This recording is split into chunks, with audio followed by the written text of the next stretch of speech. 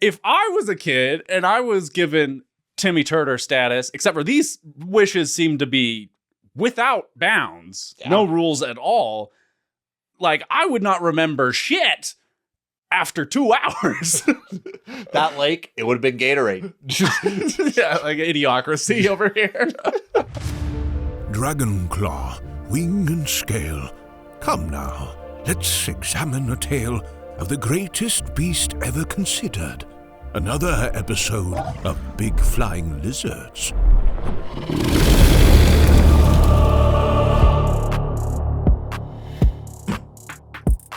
We're doing it. This movie, it has a lot to do with wishes and unlimited wishing potential. We're gonna start this episode with the classic question. Genie from the lamp, you get 3 wishes. What are you going for, Bryce? Oh, jeez. I've been mulling this over myself a little bit today. Well, if you've been mulling it over yourself, like, you have some ideas then. That's what I say. Maybe I'll let you think while I could go first, if you care to know. I'd love to know, Austin. What would your... How about this? You give me a wish, I give you a wish. You give me a wish, I give you a wish. Okay, yeah, we can alternate. Well, my first wish then is, a lot of people lean like immortality, or, I want to live 1,000 years or something like. I think that is a little extreme, and I'm not really sure if the human experience is meant to be endured to that level. So I'm more of I want the ability to teleport. Okay. Instantaneous teleportation. Because I think that's taking care of a lot of other things that people tend to wish for. Like, first things first, saving a ridiculous amount of time by avoiding any commute ever.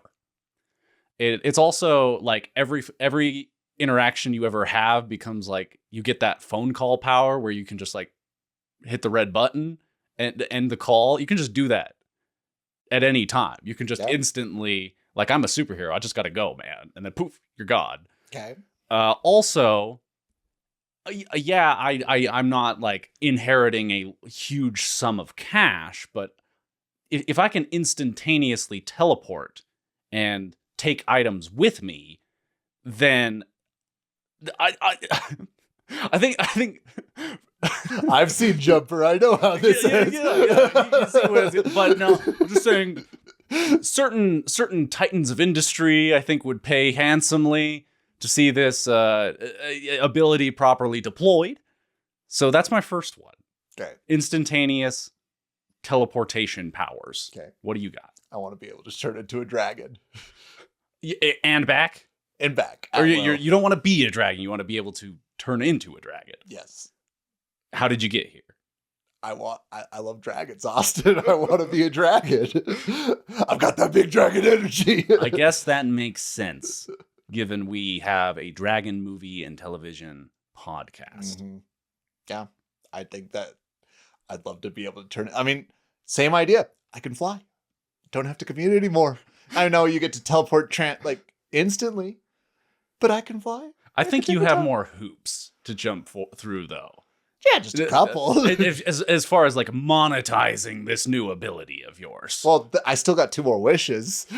Okay. So my second wish, and I won't go deep on this. My second wish, I don't want to get crazy with it. Again, like, I'm trying to avoid the classic like unlimited power pitfalls. So I'm not going to ask to be like irresistible to the opposite sex.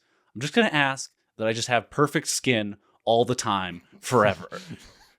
Like, the acne situation is mostly under control these days, but as a very pale Caucasian man, I think that would make my life 10% better, just to not have to worry about that kind of thing. I feel like that's a good one. That's a good one. My second wish, I'd want a castle, a big castle, a huge castle, a dragon-sized castle, a dragon-sized castle in the middle of the mountains, at least 100 miles away from anybody else. And what would you do with that? I'd sit on a horde.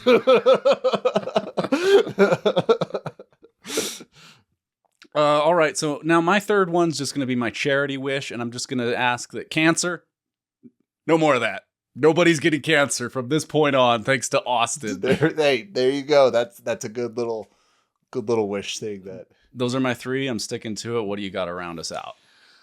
What I've got to round us out is welcome to Big Flying Lizards, a dragon movie and television podcast. I am one of your hosts, Bryce Wilson. Sitting across from me is the wish asker himself, Austin. Say hello. I don't know Austin, if that title needs to stick. My name is Austin. Hello, everyone. Austin, what are we doing today? Well, apparently we're not doing the full 3 wishes.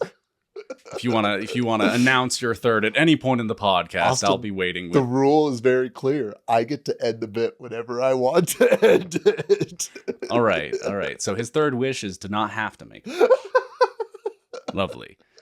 Did you ask me the question?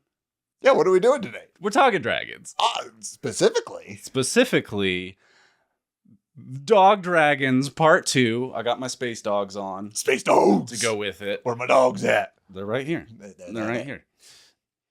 We're talking Space Dogs Part 2. It's the NeverEnding Story 2, the next chapter. Yes. And full disclosure, we are looking to change up our format just a smidge. Yeah. Which I hate to do in the middle of like a trilogy. But makes sense.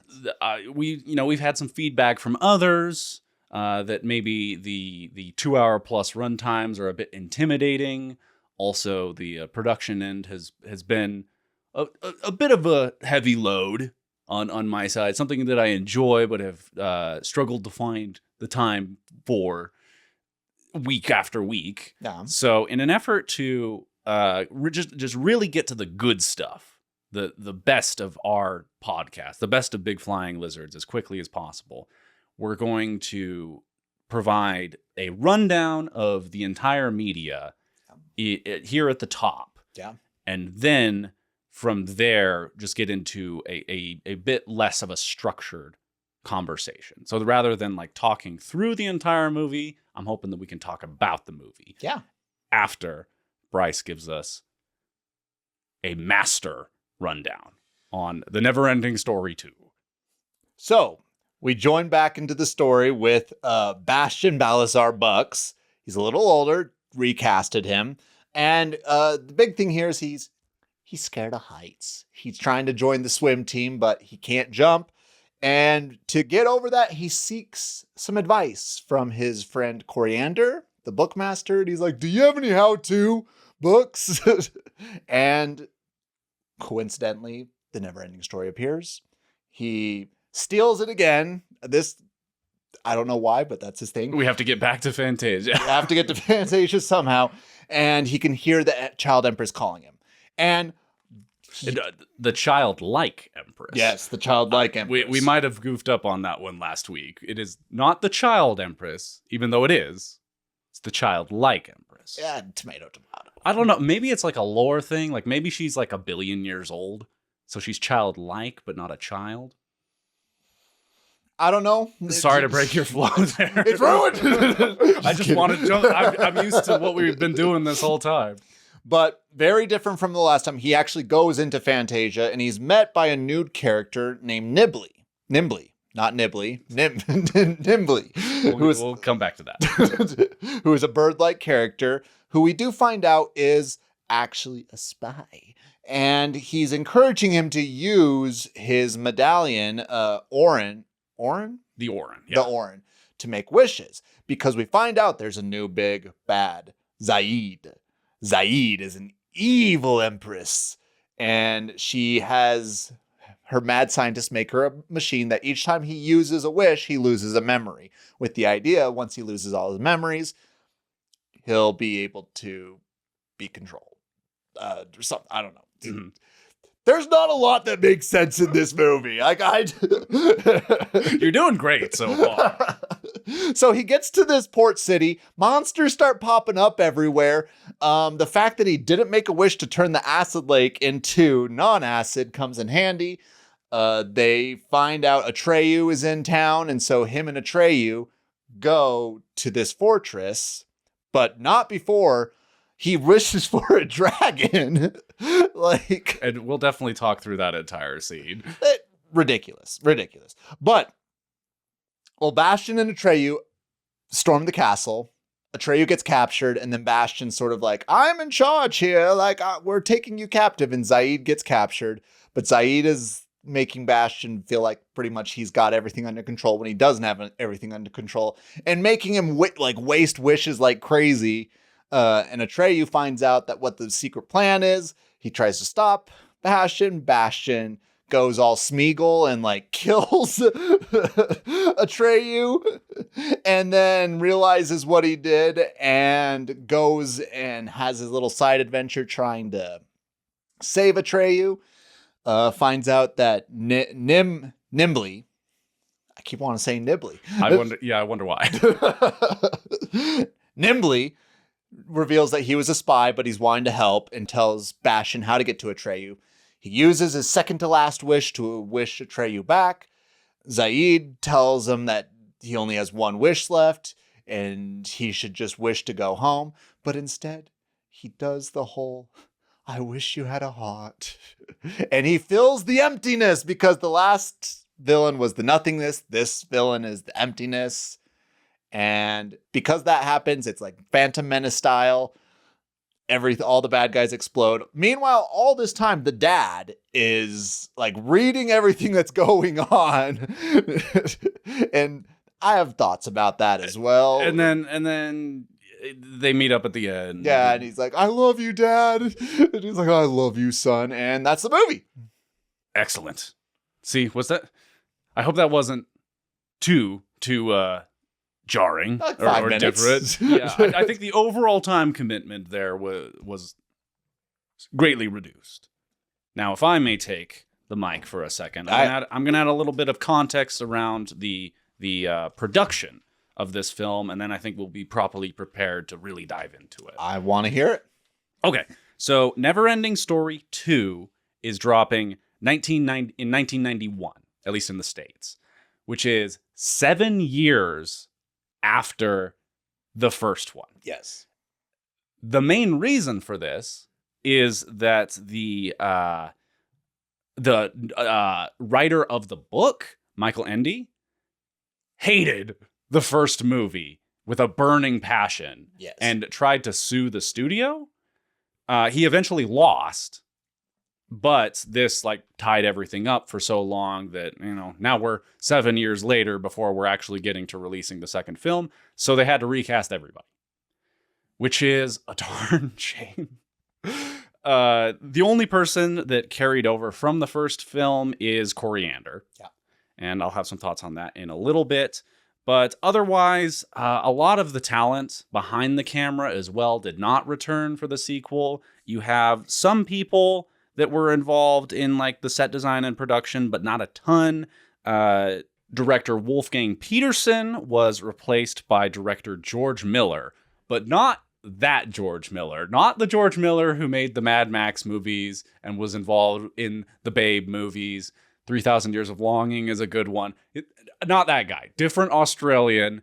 This is the man who he made The Man from Snowy River, which my parents are a big fan of, but that is certainly his most notable credit other than this. He did a lot of TV, a lot of Christmas specials, which, not to diminish his career, but Wolfgang Petersen, a little bit more of a high caliber director. Also, the cinematographer Jost Vacano, which I had a lot of good things to say about for the first film, was replaced with David Connell, who is respectfully not really a talent of note. So a lot going into this movie is reduced from their arsenal is greatly reduced from that first movie.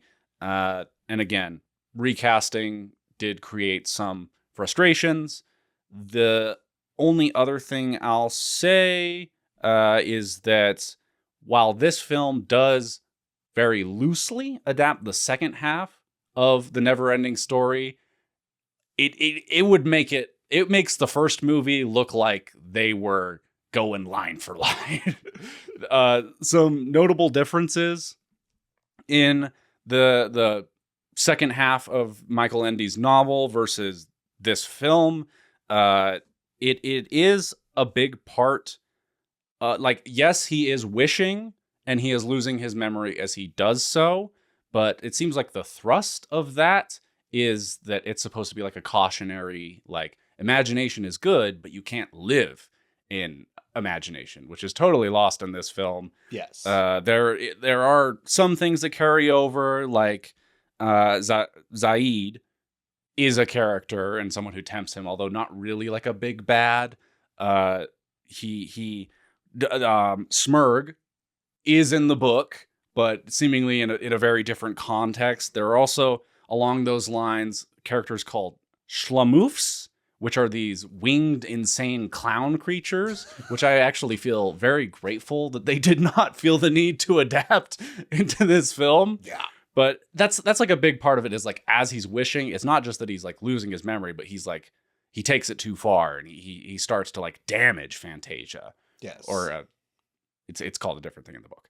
And then it eventually comes like there are like wars in the land, and like Atreyu gets like betrayed by Bastian and then like almost killed by him, and then they have to work together, and he's down to like his last memory, and they eventually get like the water of life is a thing in the book, and at the end of it, Bastian does get back to our reality, and he takes all the lessons he's learned, and he's more satisfied and prepared to deal with the grief he and his father share. Gotcha. That went in on a little bit longer than I meant to, but that's the context. The movie did not make as much money as the first one and was generally met with negative critical reviews and a slightly warmer response from fans. But what did you think of the NeverEnding Story Part 2, Bryce? Well, and I said this last week, I actually saw this one, sat down, watched it all when I was a child. So like, unlike the last one where I only had seen bits and pieces, I remembered like the scene where he's like, Zaid, I wish for you to have a heart. That entire scene is like burned into my memory. And also like when Atreyu was like, why didn't you stop him, Falcor?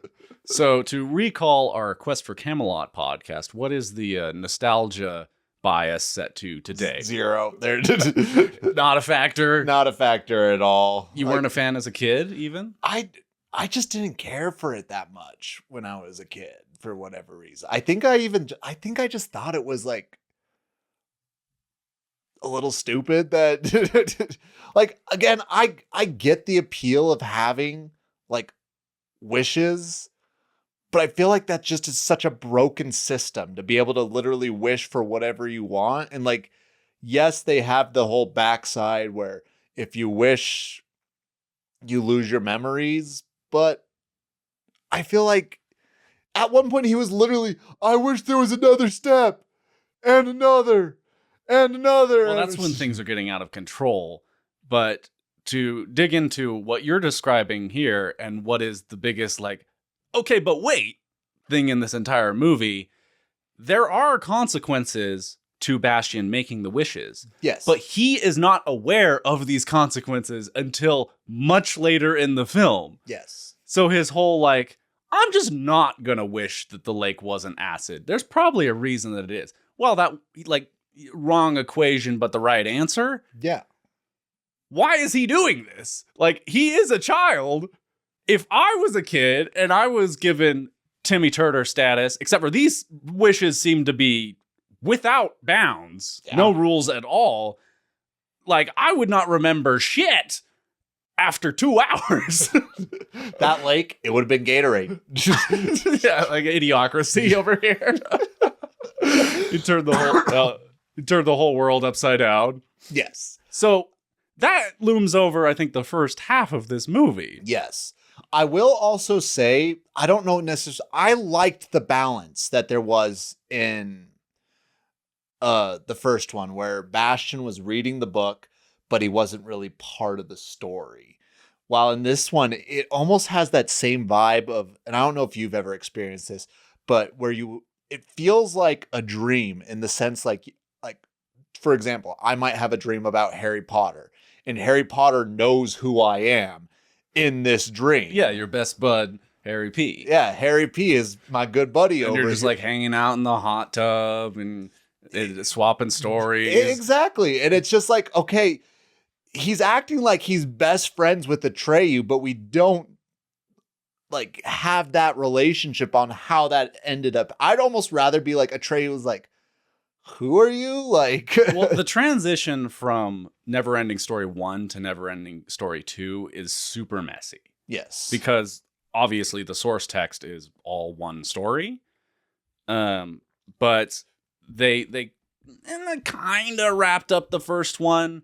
We had some comments about how it didn't really like Bastian didn't really go through a full journey in that, but they tried to make it work. Yeah. And then this movie supposedly like picks up where that one left off, but they do a lot of backtracking to where like he's back in the real world for some reason, but immediately trying to get back to Fantasia. Yes. And I think they were just scared of doing something too weird that really truly picked up like right after he's riding on Falcor and like scaring the bullies into the dumpster. But I feel like that them not doing that really affects the rest of the movie though, because the entire time I don't feel like there's a genuine relationship between him and Atreyu. I don't feel like the only person I feel like would make sense is the childlike princess and maybe Falcor.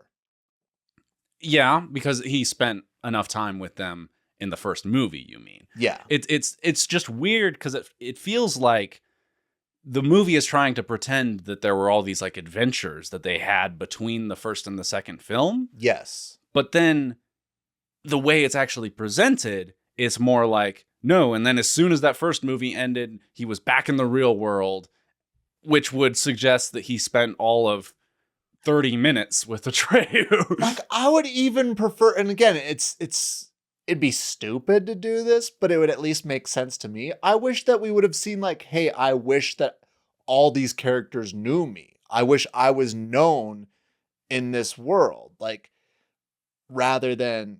Well, he did save the universe He of Fantasia. did, but... I don't. If anything's going to earn you some infamy. Yes, but they all act like they're friends, though. Like, I'm not over here, like, saying, oh, jolly gee, thanks for this scientist who's making life-changing discoveries. Okay, well, I'm just going to say that none of this is actually a problem for me at all. Okay. But you do have a point that it's just weird. And in the transition from that first movie to the second, it does not... It's not clean. It's super messy. And Bastian's actor, he was giving me Lindsay Lohan in She's the Man vibes, like completely. That haircut is what somebody should have been fired day one. Yeah. Because absolutely, you are 100% right. Do you want to talk about the recasting, though, before we get too far away from like the beginning? Because I think that contributes a lot to that handoff being so botched. Yeah. Do you want to start? I have some thoughts, and my thoughts might surprise you a little bit on that. Okay, so the first thing I'll say, and I want your opinion on this, I think that Jonathan Brandis, this Bastian, is better than the Bastian in the first movie. Yes. He is also a little older. Yes. He's like, actually, I do have the figures here. He was 14 at the time of this movie's release, and Barrett Oliver was 10 at the time of the first movie's release. Yeah. So, while I think he's better, he does not look like this kid. No, not at all. Like, not even aged up. Like, not brothers, not cousins, none of it. No. I preferred the old Atreyu. Like, I agree. Like, this Kenny Morrison, he did a fine job, but the other Atreyu just, I feel like, was a lot better. He's a lot more convincing, and Kenny Morrison just seemed like a little bit too childlike, if that makes sense. Do you know what's so funny about that, though? Huh. These figures could be wrong, but the internet told me that Noah Hathaway, who was Atreyu in the first one, was 12 at that film's time of release. How old do you think Kenny Morrison was at this film's time of release? Thing is, he looks younger, but I'm going to say 14. He's 16. 16. Oh Yes. Now, he does read younger, so... He's got the baby face. Yeah. But, like, that's almost going against my other thing, that it's like, because I feel like he is worse than Noah Hathaway in the first movie. So, you know, age isn't the only thing that matters, though, even though it worked out for Bastian. On keeping coriander, to me, this almost makes the whole thing worse. That you recast literally everyone else in the movie and you keep one person. I remember that breaking my brain as a kid because I don't remember a great deal from this movie. I remember being very frustrated that all of the faces were totally different.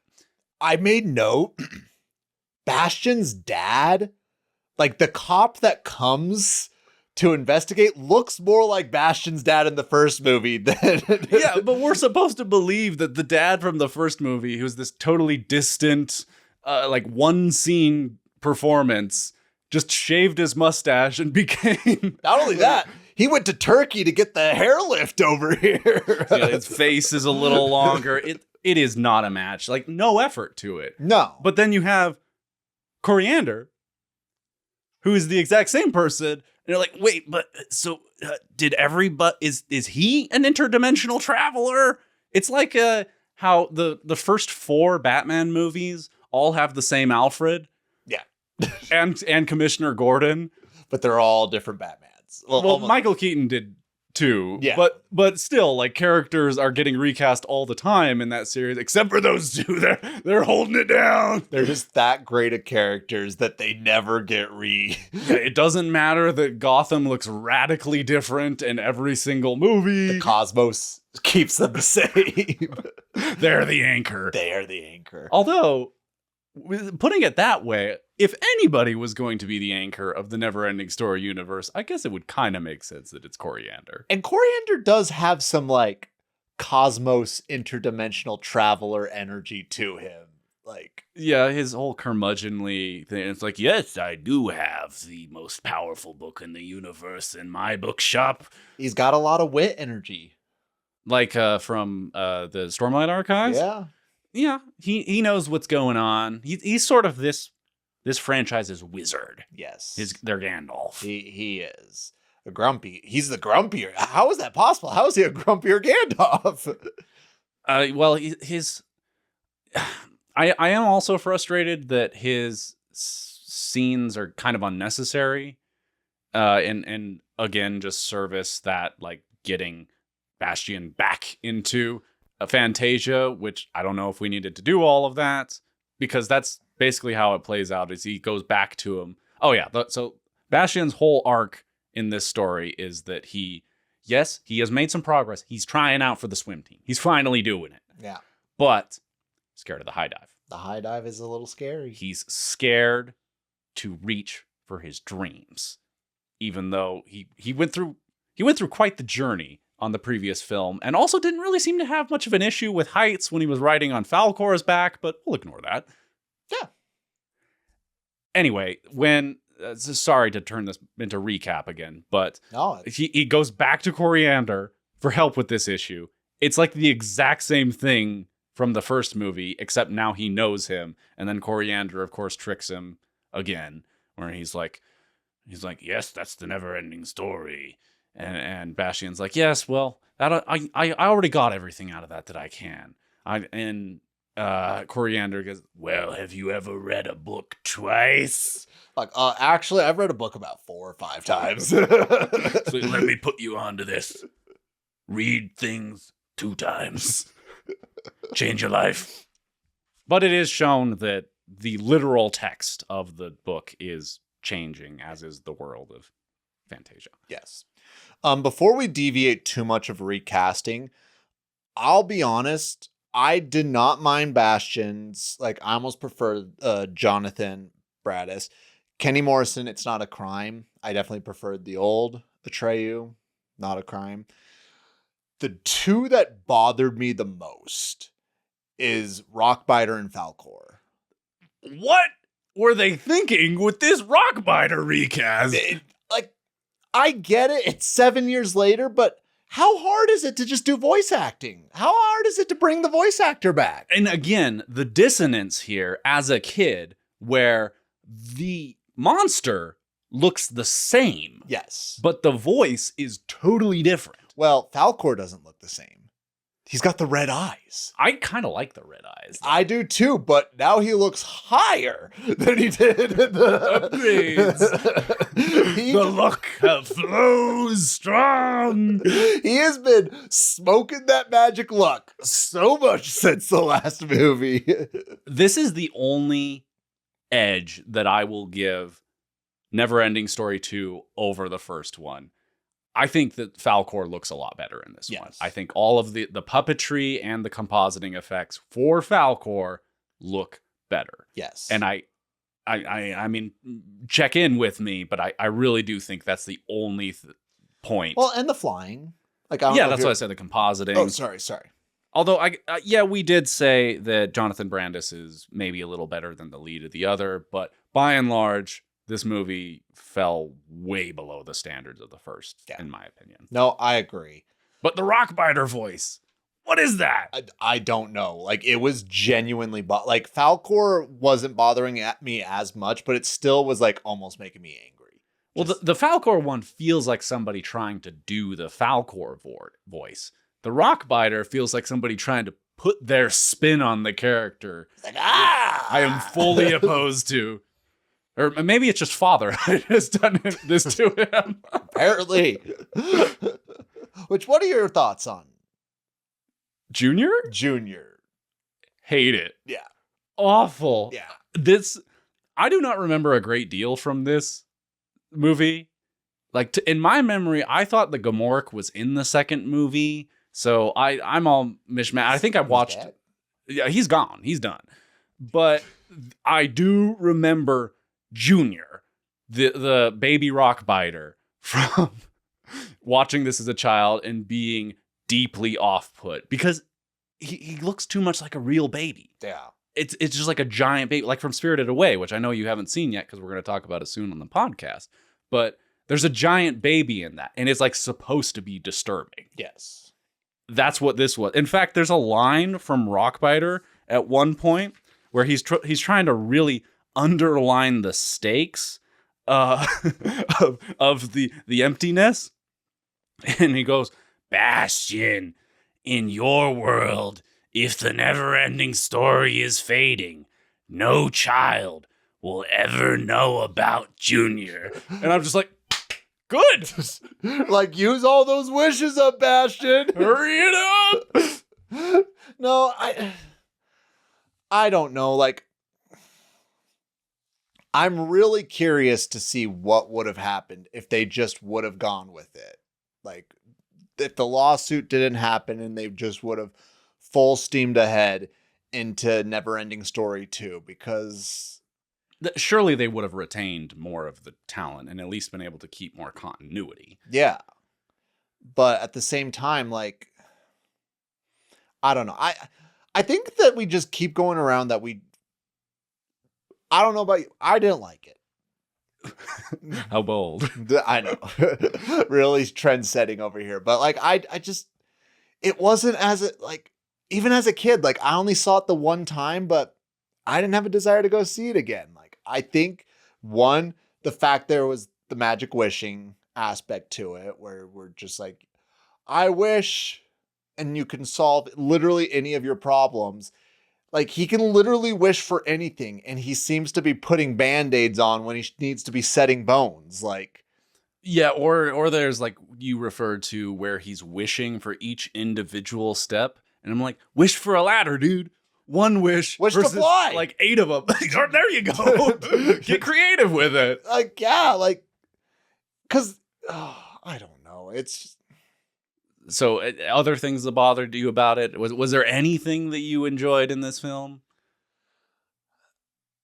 I liked how quirky they made Bastian in this film. All right. Like, they made him like... like maybe it was just the actor, but he like very much was over exaggerating his emotions a lot of the time, which that's just not fair though, because I was bashing on Bastian. Well, there's a way to do that right. Yeah. I see. I feel bad because there's just not a lot that I really want to like. Let's talk about the monsters a little bit. Yeah, I think that the creature work overall took less of a hit than the film.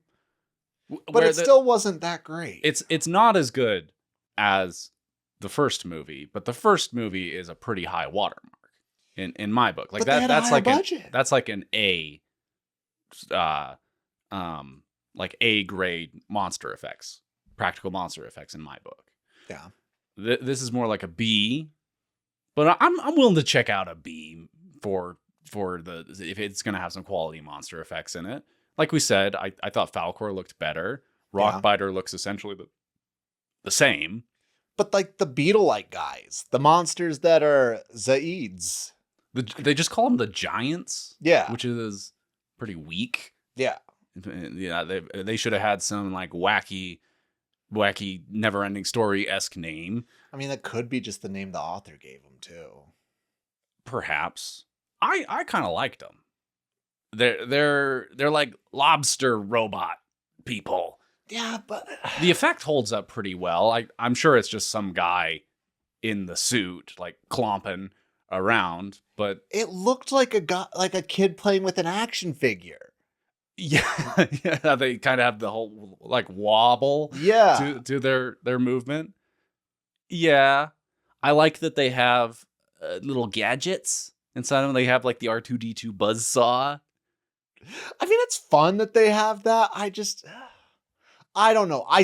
We saw what they were able to do in the first one. This was 7 years before, and they had a bigger budget. And you're telling me that all these monsters that they created look worse than what they did with the smaller budget in the first one? Now, if you just Google it, like flat out, it does say that they had a higher budget for the sequel. I have seen some reports that it was maybe a little less than the first movie, but that's not up in the air. So maybe if we just consider it like around the same figure. Okay, but still 7 years. Like there's the same producer from the first one. But there's a lot of advancement in 7 years. Mm-hmm. And we saw that in Falcor. That's it.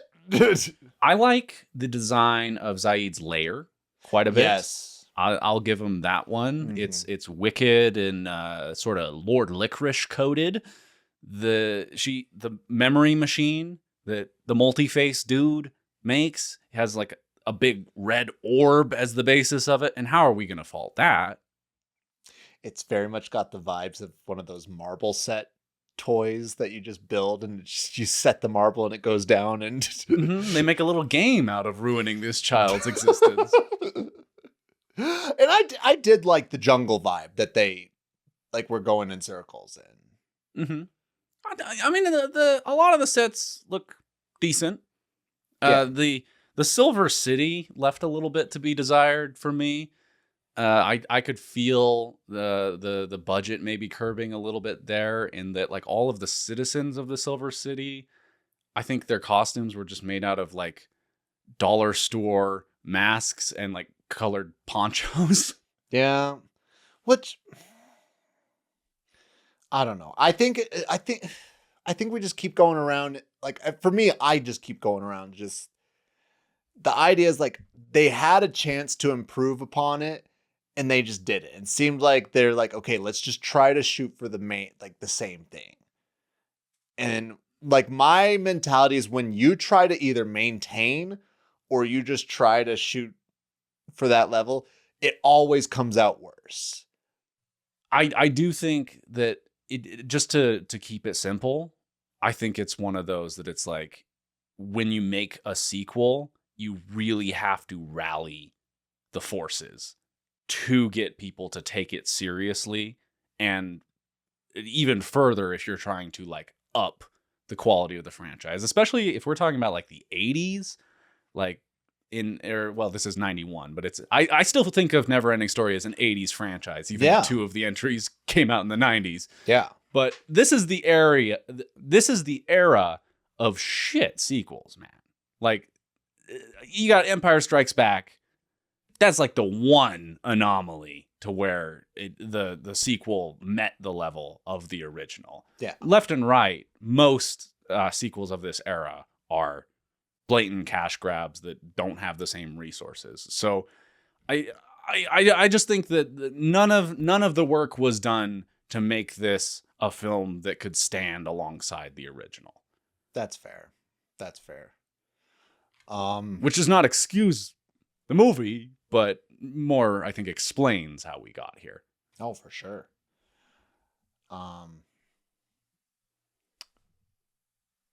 Sorry. I got a million things I want to talk about. Go ahead. I'm sort of like, I don't have much to say. Is there anything else that you want to talk about, like specific reasons that you didn't like it?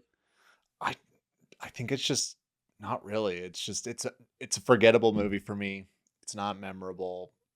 It's not that exciting. Right. One of the main things that I just couldn't believe by the time I was getting to the end of this movie is that it seems like it is contradicting the core message of the first film. Yeah. Because that's how the first movie ends, that it's like, Bastian, yes, you need to take on your dreams and wish for things. Like, desire is essential to the human experience. So that's why he's given the power to make all these wishes and all that. And then this movie goes in and says, nope, wishing is bad. You should stay in line. And I understand that from the source text that there is a greater degree of nuance here.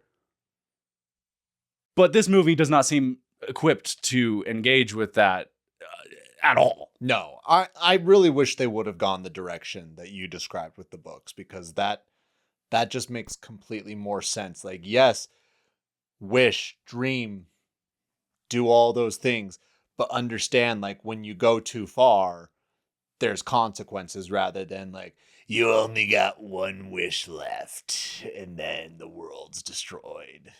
And I do think that that's a factor in the text. It seems like that he's like, as he loses his memories of reality, as it were, there are consequences. And it's like, this is kind of the ghost of that story, but even worse than how the first one is kind of missing the point. This one is just totally in a different zone. And then how they try and create this thing where it's like, Bastian wants to learn how to do the high dive. And then, you know what, to return to the world at the end, he has to do the high dive. Yeah. That is such a regression and a lesser retread of what they were trying to do in the first film. Pretty whack, if you ask me. Yeah. I will say, though, this doesn't feel like, I know you said it a little while ago, but this doesn't feel like a cash grab. It feels like a regression, but it doesn't feel like they're like, oh, they love the first NeverEnding story, let's do NeverEnding story 2 and just try to see what exact. Like, I'm like, I don't know. Well, if not a cash grab, I wonder what they were really trying to do here, because it doesn't necessarily read like the people behind it had like the greatest passion in the world for this. Maybe it was just already greenlit and they're just like, we can't let something like this go to waste. I don't have all the context on that, even as our context specialist. Do you want to talk about? Let's talk through some of these other characters, okay, if we may, because this movie throws a lot at us. Yeah, they do. Are there any like lesser monsters or characters that you felt strongly about one way or another? Like, I hate to keep saying, like, I didn't have any strong feelings about this movie in general, so. I liked the Mudwort dude. He's like the gloppy person that was talking about how the emptiness was filling the earth. Yeah, again, like, they showed him for, what, 2 minutes? Based on the precedent of Teeny Weeny and Company, I don't know if that's the greatest sin. Yeah, but They can Boba Fett him. fair. Like, I mean, with Teeny Weeny, they at least established him in the beginning of the movie. With this guy, he was at the end. Like, I mean, not the end. It was in the middle. Like, he was in the middle for 2 minutes, and then we never see him again. So that's why it's almost like forgettable to me. Yeah. We have also the character of Nimbly. Yes, not Nibbly. No, so I think I can say this because I have since left my hometown, but I grew up in a small town in the great state of Utah called Nibley. So, and of course, like, no frame of any theatrically released production has ever been shot in the town of Nibley. But every time it came up, I was like, what? What? my home? My people? All those Niplonians. Niblets is our preferred terminology. Okay. Thank you. This character was okay. I actually think that the actor is giving a pretty strong performance, but it just felt like theater makeup. Like, this costuming feels like something like the big piece that the local theater puts together for their production, especially when you look around his eyes. The feathering looks totally fake. It just felt like a fancy Big Bird. Uh-huh. Like, it's a medium bird. Medium bird. You could call him. Yeah. It's like the Chicken Biscuits chicken mascot. Yeah.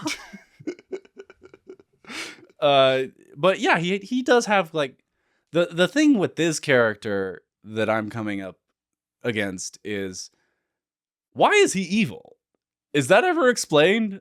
I think he's just a minion of Zaid. But why?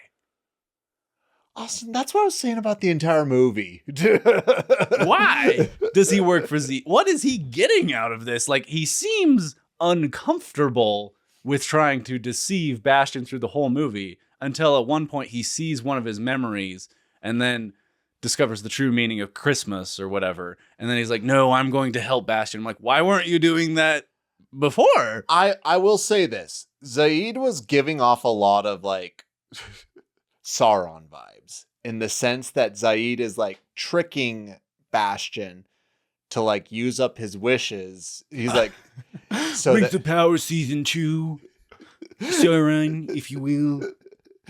But she was manipulating Bastian, and eventually, if Bastian used up all his wishes, essentially she would control Bastian.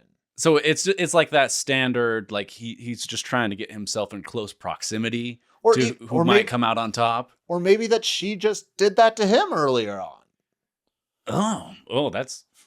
I doubt that. Like, that's a better movie where Nimbly has gone through, like, the memory process and doesn't remember anything, and then sees one of his memories and, like, rediscovers life. This movie is not equipped for these depths. Well, I'm not even saying, like, losing his memory, but just in that sense, she's manipulated him to the point where, like, what Sauron does with the Nazgul. Like, the Nazgul have to serve him because Sauron manipulated each one of the Nazgul to become and, like, molded them to their will. Maybe it's something along those lines. I wish. Nothing in this movie is indicating that. No, because it's a mediocre bad movie. I mean, what else? Like, Zaid is a pretty thin villain. Her fits were great. I liked her lair, and she had 2 major fits. Gotta say, I preferred the first one. The red was better. The second was reading a little Statue of Liberty. Mm-hmm. But that's when they introduced the Zobil, her like mobile carriage unit that we never see move, but the idea of it is kind of cool. It's like the onion carriage in Shrek, but better. But better. Other characters, Falkor is back. Red eyes. We said he looks better. The voice is a little different, but it's fine. I don't like it. I don't like Falkor's voice. Like, tell me about it. it's too different.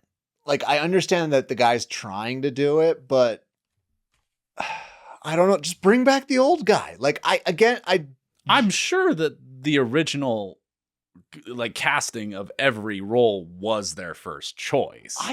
After 7 years, like for Atreyu, for no, Bastian? because the child characters had aged out. So them, they're like, well, it just is what it is. We can't do this. They didn't have our excellent de-aging tech that always looks fantastic when it gets used in films of our era. Or re-aging. Did you see Ant-Man?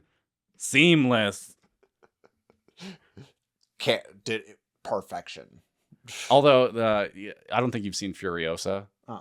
There is actually some pretty impressive like aging, de-aging stuff in that. So maybe we're finally getting there.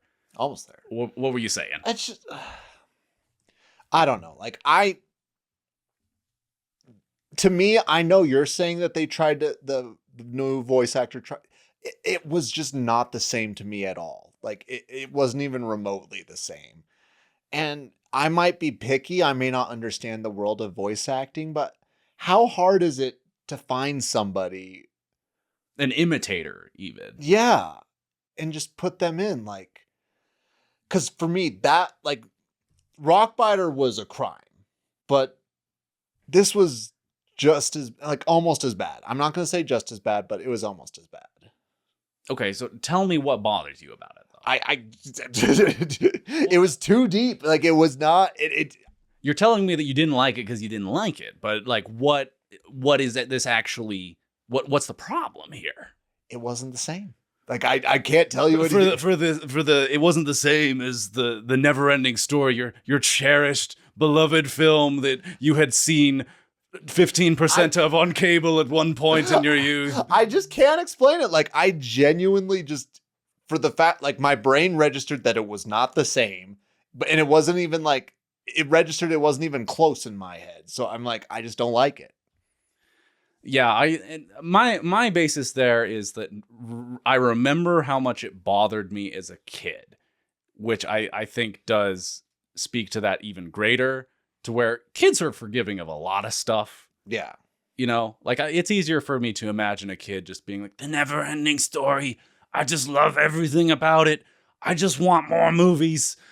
And while I was not necessarily that kid, that I was so bothered by this going into that movie when I didn't have like any other conception. I'm like, yeah, I guess that's Bastian, but nothing about the character or the look of the character is consistent. I think that like just put up a shield for enjoying the movie for what it was. Again, especially with Coriander being consistent for some reason.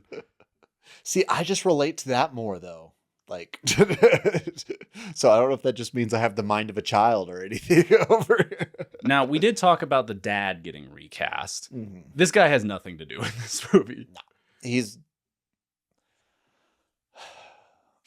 I don't even know why he's in this. Like, he's in it because to mirror the first movie, they need somebody reading the story as the story is happening in Fantasia. But do they? They certainly seem to think they do. Because, okay, let's plot out the dad's entire story in this movie.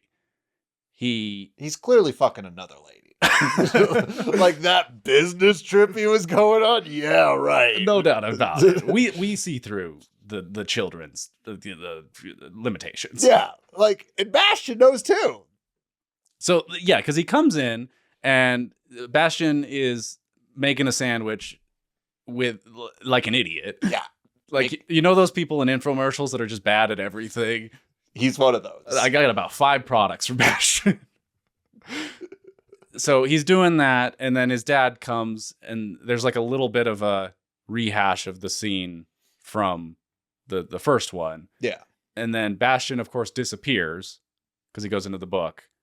The dad is looking for him, goes to Coriander's. Yes. Gets the NeverEnding Story. Well, no, because the book is in Bastian's room. Yes, and it has a stamp for Coriander's. Yes. So he takes it there. He's like, what's this? Coriander gives him no explanation at all. It's like, I don't know what it is. He leaves, later comes back to the bookstore, and the bookstore doesn't exist. Mm-hmm.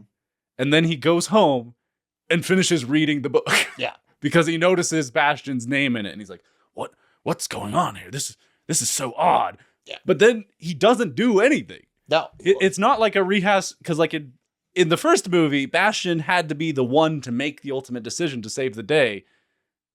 The dad has no power over this universe. He's just there to cheer him on. I think they were trying to show like how strained their relationship was, because like at one point in the movie, Bastian is like, they're the only person I miss is dead or something, like essentially saying like he doesn't miss his dad. And then like at the end of the movie, Dad's like, I love you, son. And then it's that epic pause. And he's like, I love you, Dad. Yeah. It's not really earned? No, It's...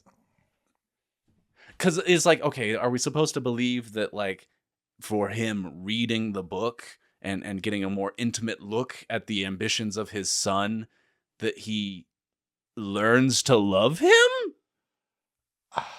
It's just a mess. It's just a mess. I really like, they really should have just not even gone that direction. You can make an argument that the dad could not, like, they didn't even need the dad in the movie. I mean, they barely had use for him in the first one. Exactly. He was in one scene, which again, shoulda, coulda, woulda, and clearly it wasn't going to happen with the lawsuit and switching directors and all of that. But if they'd have been able to do the whole Dune Part 1, Part 2, where it's very clearly we're making these films concurrently, they're going to be released one year after the other, so we can tell a continuous story, then you could have had one scene with the dad at the beginning, one scene with the dad at the end. Yeah. But because they've split it up and bastardized it, I think they feel like they have to reintroduce the dad, and that so that they can pay off that scene at the end, but it's all just super hollow. I agree. It's a hollow movie. Okay. It's an empty movie.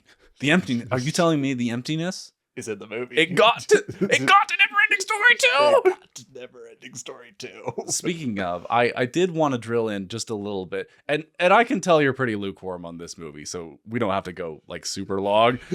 But I love an unnecessary subheading, where the name of this movie, The NeverEnding Story 2, the next chapter. Are you kidding me? It's an oxymoron. It's like, do you remember when the Lego Movie 2 came out? Because it was the Lego Movie 2, the second part. Or like when they came out with Airplane 2, it was called Airplane 2, the sequel. This is like them doing the same thing, but unironically? Yeah. Now, because this is just so hilarious to me, I actually did go and find that apparently the subheading in the original German title was The NeverEnding Story 2, In Search of Fantasia, which doesn't make a great deal of sense, but is a better title. Yeah. But it also doesn't really pertain to the story that they're trying to tell in this second one. But it should have been called NeverEnding Story 2, The Emptiness. Let people know up top. Yeah. There's nothing here, folks. What else would you like to dive into? Well, we got to talk Smerg. I think that's about the last thing that absolutely must be discussed on this podcast. Are we doing a dragon grade for him? Well, let's talk through the scene just a smidge, and then Okay. and then we can do the grade. Yeah, so Bastian decides to wish for something that can fly. And even though I'd seen it, I genuinely thought he was going to wish for Falcor to just appear. That's where I thought that was going too, especially because his wish usage has been so limited up to this point. But instead he's like, you know what? Let's just make a new one. It's like, I wish for this mean big dragon that can blow fire. Let's name him Smerg. And then Smerg shows up, and we'll talk about the design and the effects and all of that here in just a second. But he starts to wreak havoc. I think he wreaks a lot more havoc in the book. But then, what do you know? Falcor shows up right at that moment anyway. Yeah. and helps him like track down Smerg. How do they get him again? Like, how does he die? Does he get zapped by the... I think he gets zapped by the like laser things around Zaid's lair. I think that's what gets... So are you telling me that maybe Smerg's whole purpose was to show up and fuck up the Silver City a little bit and then take them exactly where they needed to go? I think so. How convenient. There's a lot of convenient things in this movie, Austin. Okay, so that, yes, surprise, there is a dragon besides Falkor in this movie, so I think we're going to have to go in and give that one a grade. Yeah. Austin, what did you give the design? The design of Smerg? Yeah. It's honestly one of the stronger elements. Okay. Is, I think, the concept going into Smerg. Because there's certainly an idea here, and it's in line with like the puppet monster trends of the day. I like that he has like weird Jar Jar eyes with like the little red ruby pupils that are facing directly up. So I don't know how he sees anything, but that was an idea. It has like a longer snout. It's a fat bodied dragon with a long neck, which I think is kind of fun. So now I'm just going to declare, let you all know that this is the highest grade I'm giving this dragon in any category today, but I'm going to give Smerg a 5 out of 10 for design. Oh. What do you think? I'll say this. I honestly wish they would have kept the design of when he was actually forming and he was sort of that neon like... Yeah, and I was going to bring that up with the special effects. It's like this weird 90s like Ghostbustery type thing that they do the effect of. I genuinely would have given it a higher score if he just stayed a phantom. Yeah, something like even if it was like a solid, but like I don't know, like I didn't like it. I'm not a big fan of the Jar Jar eyes. Like I'm not. They had so much potential. Again, Falkor, you can see Falkor sucked up so much of the budget. I'm sure. So, like, they really can't do much. I gave it a 4. But if it wasn't for that, the green glowing, and I know that should be more in the special effects, I would have given it a 3. Ooh, dang. And it should be said, I think that the Smerg's total screen time is probably less than a minute. Yeah. So not a huge part of this movie, and we're doing our thing and making a meal out of nothing. We're having ramen for dinner, Austin. I'll say. Now, on the special effects, I liked that green ghostly thing. And I'm just going to say the flight compositing in general is better in this movie than in the first one, but it is still rough. I would say that Smerg flying looks worse than Falkor, especially because there's like no motion. Like when he's flying, he's just like perfectly still moving through the air. Yeah, it literally is just like an action figure that's going. Yeah, it's like one of these like living room recreations that people do of their favorite movies. Yeah. That's how this actual movie is. Yeah. Also, it really felt like they had to kind of shoot around the limitations of the puppet, even worse than at the worst moments in the previous film. I'm going to give it a 3 in the special effects. A 3. I mean, I'm giving it a little bit of credit because puppetry is so hard. Like, that is the hardest way to do a dragon. And I don't think that they totally botched that, but it's not good. And again, this is not necessarily a grade on the dragon. Like, it is, obviously, because it's the score that the dragon's getting awarded. But I feel like this has more to do with that they decided to focus so much on Falkor. But I also understand Falkor is a beloved character. He is an iconic figure. And they put all the money there, and they're like, oh, we got... And what a better name for a dragon that they forgot they needed to budget. Smerg. And so they literally just paper mache him together and do that. So, I mean, like, I agree. And I'm not asking you to give them credit just for effort. Like, if they were putting their effort in the wrong direction, that is also a problem. Yeah, but they're just not putting effort into it at all. Like, that's genuinely how I feel. I gave it a 2. 2 out of 10. Ooh, Smerg is looking rough. Smerg might be worse. Who's the DFL? The what? The DFL. The dragon for loss. It's fantasy football terms. Okay.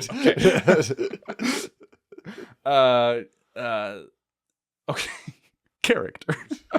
So on special effects, though, one thing that I actually did learn about this movie is from my research is that apparently director George Miller, once again, not that George Miller, he was like hyper economical in making this movie. I think that's just his background in TV coming through, where apparently it became a problem that he was so ahead of production that there were like times where they were trying to shoot scenes when the puppet people were like, it's not done. Like, we need more time. We weren't supposed to do this for another week. So that I think is maybe we can account for some of the special effects problems with Smerg there. Just kind of interesting and weird because 9 out of 10 filmmakers lean in the opposite direction, but going too fast can apparently cause some problems as well. Today's lesson. Thought? I'm trying to glean the lessons from NeverEnding Story 2. There's a lot of them. The character of Smerg is non-existent. I'm giving it a 1 out of 10. Austin, I feel like we have a score for this. It's a 0. A 0! Abysmal! There's nothing there. And oh Jesus. That's okay. So that's our notable first for today. Then surely the first 0 a dragon has scored. oh goodness. I'm speechless. I don't know what to say. And I'll just say this. We've given low scores for characters, but I genuinely believe there's nothing here to tie him. Like, you could make like the biggest stretch saying this is a wish of Bastian, because like we said, okay, the Dark Wings in Lord of the Rings, that is an extension of the Nazgul. So there's a little bit of personality there. I don't think there's anything that you can even remotely tie. Like he's like a wind-up toy. Yeah, well, they were all like wind-up toys. he is brought into this world, he fulfills his function, and then he's gone. Yeah, he gets shot. He does not speak. He seems to be mindless. Yeah. And thus our disrespect on this round of scoring. He's going to feel it. Savage. He's going to savage. All right, Austin. Bryce, I'm starting to feel like you're developing into the more aggressive critic on our dragon grades lately. Austin, if you remember it was either the first episode or the second episode, or maybe it was the first time we did a dragon grade. I said, I go with the extremes. Like, if I don't like something, I don't like it. But when I like it, Caraxi's getting a 9 out of 10 on character. Okay, that's the one instance. You've been skewing a little Simon Cowell on these last few episodes, is all I'm saying. But they've not been good. I'm excited for it to swing back at some point. Hey, I said, if you recall, in our coverage of A Quest for Camelot, that I would have given those dragons, not the conjoined dragons, but the individual dragons, I would have given them a pretty good score on design. Mm-hmm. And you have. I'm just taking note of something of a trend that's emerging. Now, the actual film, The NeverEnding Story, I don't think it's very good. No. Now that's going to be our fourth category for grading Smerg, the film that he appears in. I'm going to give it a 4 out of 10.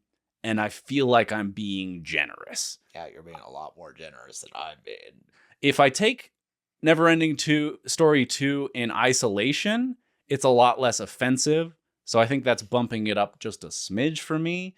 A lot of its sins just come when you have that first movie where The continuity doesn't match. The casting is whacked out. The effects, by and large, are a lot worse, and the film overall less artful.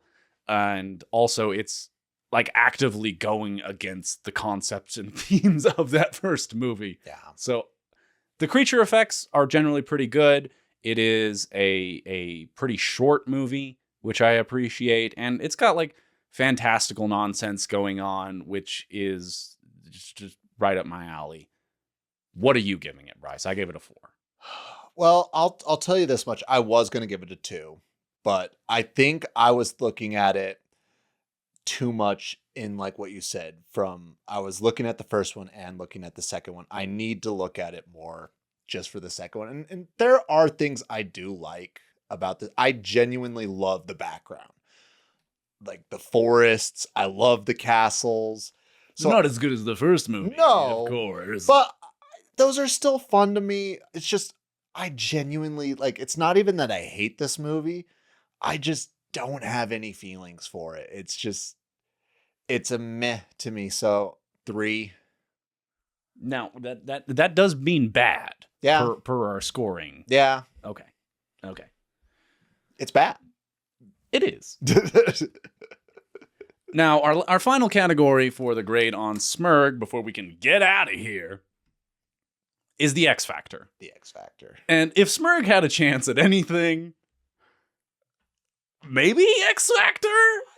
Because he's, again, I gave him some credit on the design, but this is a bit of a different creature. He's lacking in a lot of ways, but he is also, I like a golem, kind of, which is something that you don't really see in other dragons. Like he's mindless and he is like singular in purpose, it would seem. But there's not a lot here to recommend. So as far as like a uniqueness grade, I'm gonna give him a 4. I don't care. That's really as high as I can go on this. Because I gave him as much credit as I felt like I could in the design, and we really just don't spend enough time with this creature or get more context for it to justify bumping it up.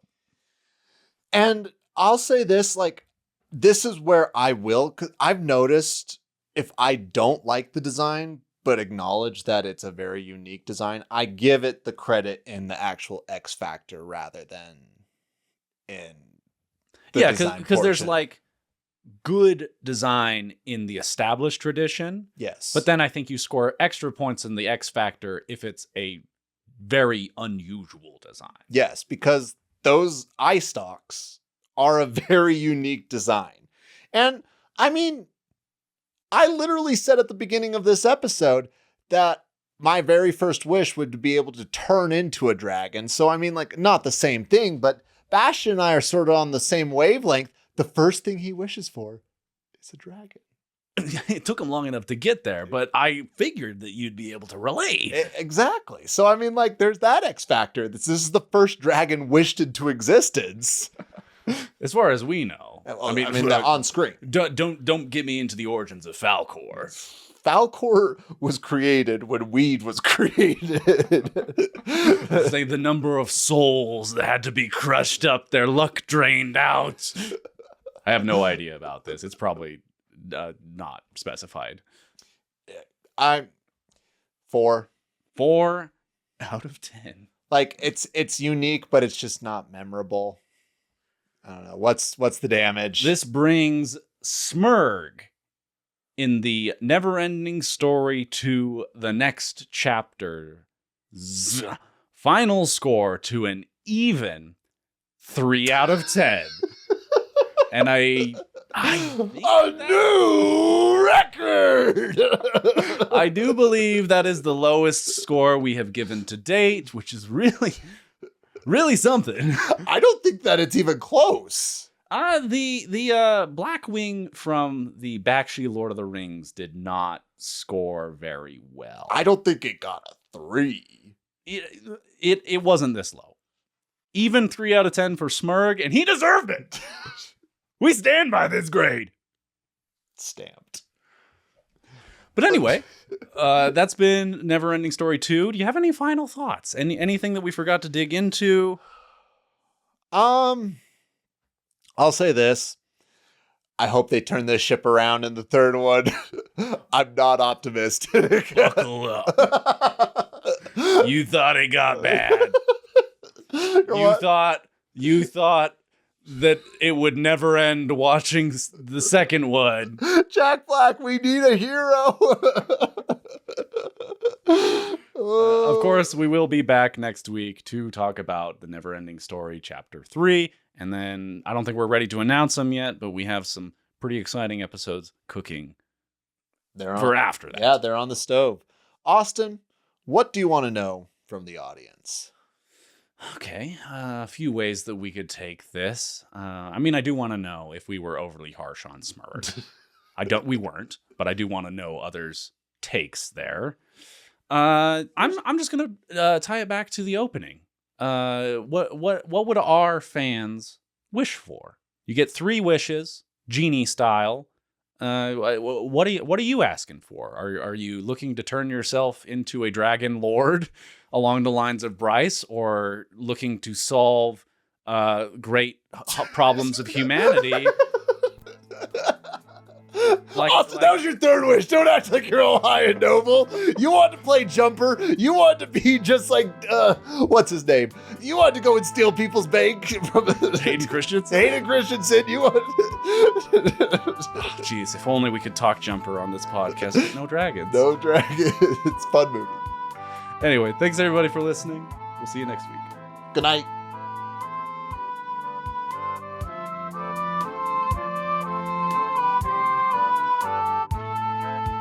That's all for this week's Dragon Lore. Takes cold and hot, spread shore to shore. Enjoyed yourself? Please join the squad. Follow on social media at BigLizPod. And one quick reminder before you go, to rate, review, and share the show. Thank you for listening. It means a lot. See you next week, same time, same spot.